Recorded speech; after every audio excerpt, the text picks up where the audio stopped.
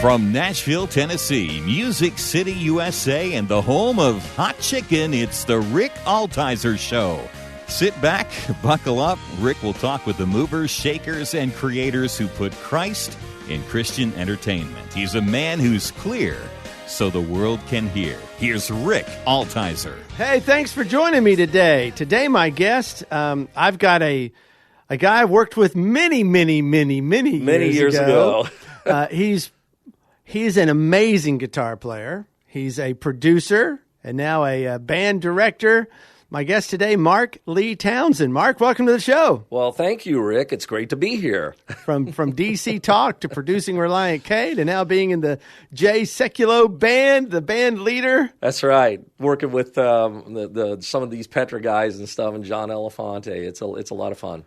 So I was listening to the Jay Sekulow Band. You go on YouTube, you can check it out, and you guys did a version of "Long Time" by Boston. Yes, dude, you nailed the solo. You're nailing it. I'm going, oh my goodness, it is so good. Oh man, thank you. It's fun. We rehearsed that song like you wouldn't believe. Oh, it sounded fantastic. Yeah. And John Elefante singing way up there in the stratosphere. Oh, yeah. He's totally nailing it. But your solo, it's like, oh my goodness, it's Tom Schultz all over. You're playing so good. I would shed on that like you wouldn't believe. I worked my tail off. Oh, I can tell. Because you had it note for note. The tone, the way you're bending the notes, the vibrato, everything was exact. I'll tell you what's crazy. So good. If you notice the guitar I'm playing on that song, it's a Les Paul Deluxe. Right, yeah. Okay, I found out I got that guitar. It's a 78. I got it in 81. Oh, my goodness. Okay, and I've had it ever since. It's my baby. But I found out early that if you turn the tone control down, it creates that Boston-type nasally mid-range sound. Okay. And so part of it is the guitar. Pedal, without a mid-range pedal, you were just exactly. doing it. That was the guitar, and then I just had a couple of overdrives chained together going in front of a Fender Deluxe. Okay, wow. And that was it. Fantastic. Isn't that nuts? And then I saw you guys doing Peter Frampton's Show Me the Way, yeah, and you got the talk fun. Box going. Wah, wah, wah, wah, wah. You're like totally doing it. Wah, wah, wah, wah, wah, wah, wah. Oh, I mean, it was gosh. so cool. I love that song, and the talk box is just a lot of fun. Everybody asks, well, how does that thing work and stuff like that? And I tried to explain to him real quick. It's like, you probably know, Rick. Have you ever messed with one of them? I have not, no. Essentially, all you're doing is you're hitting a button, and it cuts a guitar signal off going to the amplifier and sends it up the tube. So you actually have sound going up the tube. There's and then a speaker connected to a tube. That's right. And the tube goes in your mouth. That's right. And the tube is like a little speaker. That's right. And you shape the sound that it sends the guitar sound into your mouth, and you shape it that way. But that's so much fun. Oh, that was so good. I mean, the band is just the musicianship, and it's so interesting to see Jay Sekulow. Yeah. Jay's of course on Bot Radio, so Jay's on our network. He just has a much better time slot than I do, but he's on when people are so right. Yeah, he's on when people are listening.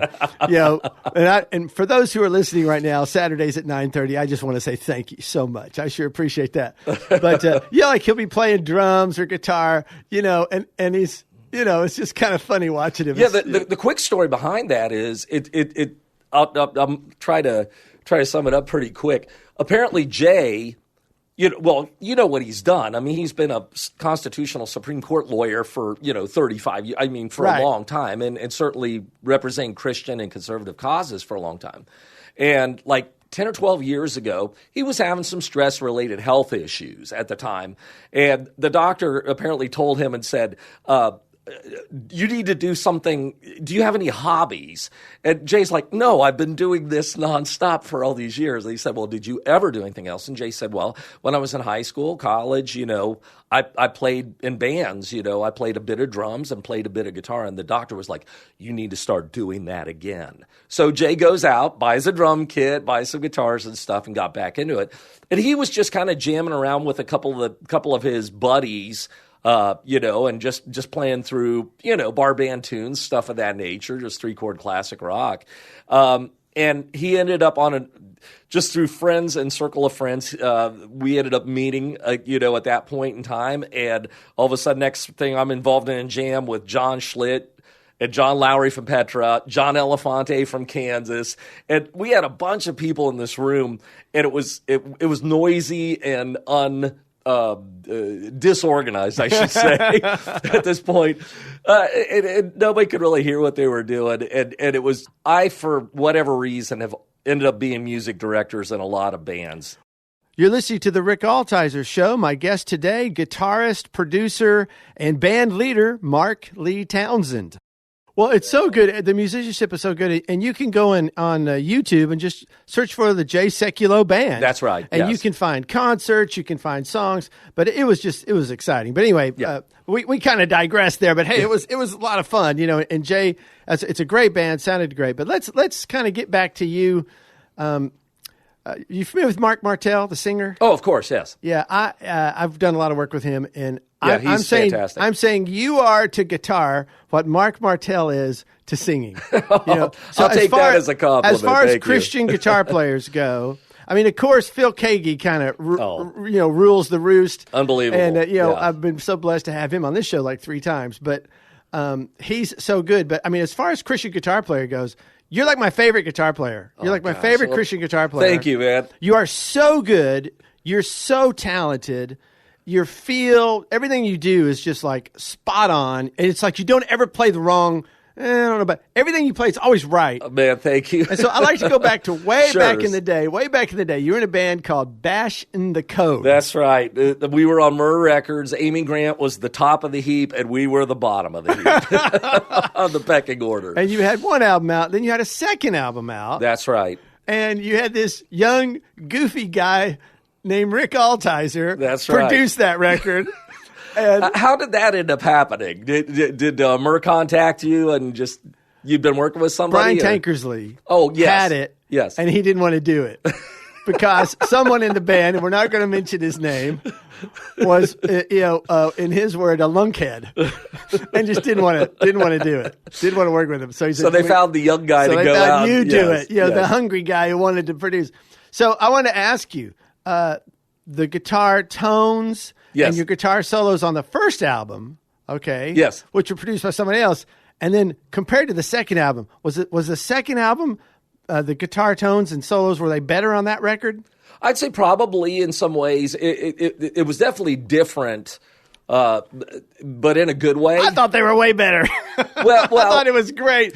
We did an album called Big Mouth. Yes. And you had this big Marshall stack and played all this crazy, wacky and the reason solos. The reason I preface it with that is you have to remember that during this time period, an unbelievable guitar player played on everybody's record, a guy named Dan Huff. Right. Okay. I wasn't familiar with Christian music when I came in Bash in the Code. Okay, I had come from the general market world where all my influences were, mainstream guys and everything Steve else. Stevens from That's Billy correct. Idol and, absolutely, all those guys. Steve Vai, all these other people, and so coming into it, I was told, Dan Huff's going to play on the records, this and that and the other, okay? So in my mind, I'm like, okay, well, that's fine, whatever. I don't care. I play live, I do my thing and whatever. So when the first album came around and the record company had heard demos we had done, and they said, well, Mark's going to play on the record, okay? First off, I was pretty much the only person in the band that did play on the album, right, yeah. Okay? Was that the first record? The first record. And the second, too. Absolutely. The second one even more so. Yeah. And you were the only band member. So it was a little bit groundbreaking. I didn't understand it at the time. But I said I was one of the very few guys band guys in the business that actually played on the band album. Mm-hmm. So for me, I liked some of the parts. The tones were absolutely better on the second album, no question about it. And I thought the playing probably too.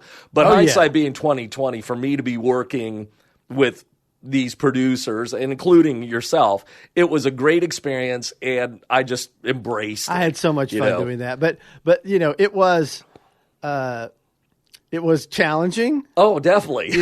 And it was a challenging experience working with people who just for whatever reason weren't easy to work with. As a producer, you were great. Yeah, as a producer, and that's what I've been doing for the last 20-some years. There's always a dynamic with bands. There's always they could be very precious about certain things, and it's always trying to find that balance between doing what you have to do to answer to a record company and anything else, and getting a project cohesively together, and still trying to cater to a lot of the heart of what the band wants. Yeah. And that's the challenge. It put me off of producing. Yeah. I mean, that record really did.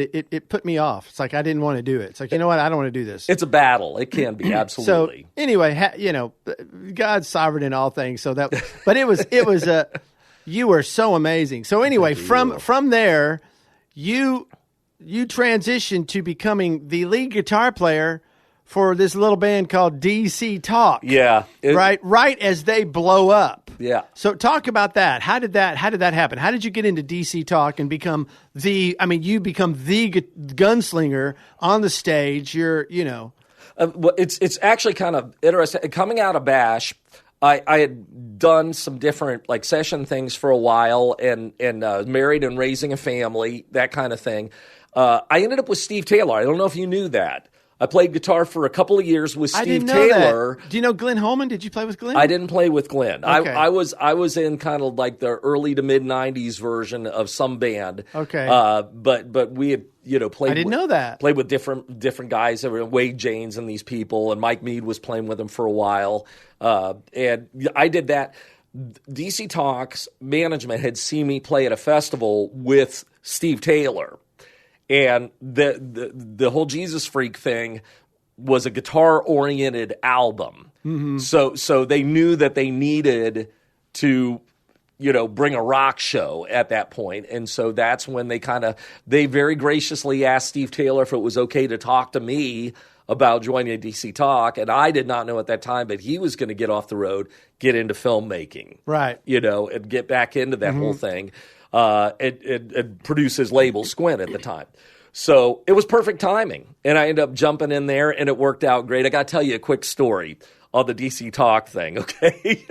And this is kind of insider info, all right? I love it. This is kind of fun. Steve Taylor was total purist.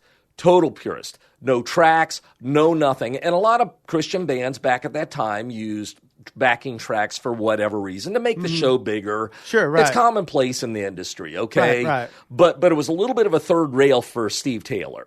Mm-hmm. And we were into this purist rock and roll, almost Seattle-based kind of feeling thing, Sure. Okay, I come into DC Talk, and we're doing our first rehearsal, and we were up in Adrian, Michigan. They would get out in Nashville to get away from the press and everything and do a couple weeks of tour prep, okay? So we're there. And it's the first night, we're setting up gear, and I have never met these guys, okay? At this point, the management had talked to me, but I had not met Toby and these other guys. And so we're setting up, and I'm watching the keyboard player load a bunch of background vocal samples into a sampler, okay? Which is perfectly commonplace Sure, right. in that era. For me, coming out of Steve Taylor's camp, it was like red light going off in front of me. So me being the terrible young, naive, not couth person, I start going to the band guys, hey, keyboard player, do you sing? Yeah, I sing. Bass player, do you sing? Yeah. Other guitar player, yeah, I sing. All these guys sing. Percussionist, yeah, I can sing a background vocal. Okay, so they're all telling me that they can sing a background vocal. We go to eat. We go out to eat, and we're sitting there, and I'm the new guy, right? Okay? So Toby looks over at me. Hey, Mark, good to have you on board. How's things going? Are you enjoying your time here? Yeah, but I got to tell you, I think using canned background vocals live is a terrible thing. This is me coming out of my mouth. I looked at Toby and I said, that guy sings, that guy sings, that guy sings, that guy sings. All these guys sing, and we're loading background vocals into a keyboard, okay, to play live. There's this silence at the table, okay? It was so awkward. And then everybody started laughing and laughed it off, and, so it's fine. So we go walking down the hallway. We're walking back to the auditorium to rehearse. Toby comes up beside me. He goes, man, I've been wanting to get off background vocals for a couple of years now. We're going to sing. So what would have been like 2 weeks of just real easy rehearsal turned into a grind as we were doing. But that entire show. Now you had to learn all the backgrounds to all the songs. But the Freak Tour, almost the entire night was completely sung and without tracks. Right, whole night. And I will. So even then, you're a band leader. Even back then, you're band leading. Hey, we need to do this. We can do this. We can do that. And don't vision. Do it the way I did. Right, which is why you went into a producer role as well, because Yes. you see the whole picture. You can hear it.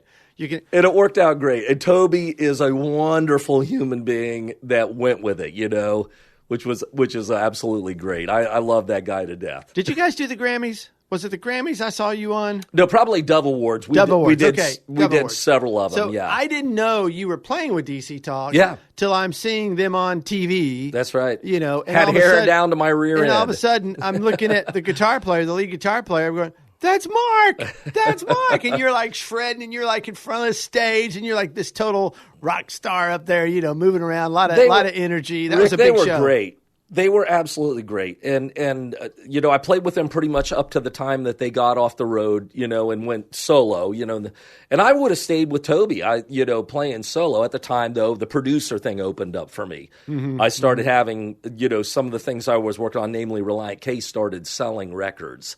So I was able to get off the road and become a producer at that point. Yeah, be home with your, Be home with my family, yes.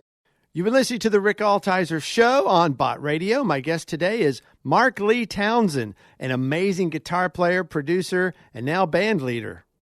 So let's talk about that whole time in Christian music. It's almost like, the 70s came. You had the Jesus Revolution come, yes. and there was a real purity to Christian music, and everything Phil was Keaggy, all these people. Everything was just about ministry, and you never really thought about selling 1 million records. That was never really the plan. That's right. It was just, I'm doing this for the Lord, and so there was a real purity to it. 80s kind of came, and there was this excess that kind of came with it. I would agree with you. The big companies got involved. All the secular record companies bought up the Christian labels. That's right. A&M was, I think, involved in a lot in the A&M owned Myrrh. Right. And so all these big records were kind of owned by other, secular record companies. And so these excess. So talk about that, seeing that with DC Talk and some of the challenges of that with this, now these big shows, you've got this huge crowd. Yeah. And some of the issues that even had on the personalities in the band, how that kind of just the excess kind of led things kind of maybe even away from where they started. It was a really interesting time because I remember specifically when DC Talk signed their deal with Virgin at the time. Okay, and they had been courting. Some major labels had been courting them overall, and they ended up signing the deal. By that time, Jesus Freak was already very successful in the marketplace, okay? And we were playing to 13,000, 15,000 people in an arena at night. And there were challenges to the general market thing because I remember specifically playing to 13,000 people in the Target Center in Minneapolis, okay? And then not 3 months later, we're doing radio, quote-unquote radio shows with these general market bands like Better Than Ezra or even Goo Goo Dolls or some of these people like that. And it was so strange because DC Talk was selling a lot of records at the time, so it made sense financially, but the polarity as far as just the spirit and where things were at were radically different. I remember I said playing that Target Center, and then we're doing a radio show in a tent to 300 people with all these other general market bands playing to 300 people, and you could look and see the Target Center from where we were at. And like 3 to 5 months earlier, we had sold that out. It was so strange in some ways, and I'm sure from Toby, Mike, and Kevin, it probably presented a lot of challenges because you've all of a sudden got this big entity and money and a lot of things weighing into it. And I will give Toby a lot of credit for helping steer the ship through those waters. We played Cobo Arena in Detroit, which is a famous place that, Kiss had done some of their live records there. Right. And it was pretty noteworthy venue in Detroit. Once again, there was Semisonic had this huge hit at the time. closing time. Right. That was Closing huge. time. Mm-hmm. And I remember Toby and I standing at the back of the room watching this, and Toby looking at me going, best song hook of the night here, But like Goo Goo Dolls played right before us, which was weird. We were closing the night, and we're at this arena, and the things around the backstage of the arena were what you would see in a general market venue, just the excess of lifestyle and things of that nature. And all of us ended up back on the bus. We didn't say a word to each other. And all of us, our buses parked out back. And we all, one by one, ended up on this tour bus. And we're like going, because we could tell the difference. Mm-hmm. We could tell there was a difference in the spirit backstage compared to what we were used to. Because DC Talk was definitely a God-focused band. We did Bible studies before going on stage. Had a road pastor with us. I mean, there was a commitment there. And it was a very strange environment to be in. Mm-hmm. Definitely brought challenges into the camp, no question about it. It's just an interesting time in Christian music. They did something kind of different that no one really had quite done yet. Agreed. And so I think Christian music was trying to figure out, well, what do we do with this? How do we be Christian and music together? Yes. How does that work? Yes. In the secular arena? And I know Reliant K even had some inwards. Talk about that, about making an impact in the culture. Yes. Without modeling the culture, without having to all of a sudden now we look like the culture. That's right. How do we impact the culture but not be impacted by it? I think that's a better way to say it. Well, I think it's a huge challenge for a lot of these groups. I really do. And some of them manage it successfully and others don't, In Reliant K's case, they went from being this little band. Reliant K came about essentially. I was living in Canton, Ohio at the time. I was with DC Talk. I married into a big Italian family, okay? So I wanted my wife's big Italian family to look after my daughters. I have 3 daughters that are all grown now, but back then they weren't. I wanted my family to look after them. And so my daughters were in high school at the time, and they go, hey, can you record this little band? They're friends of ours, youth group friends, and essentially, okay, sure.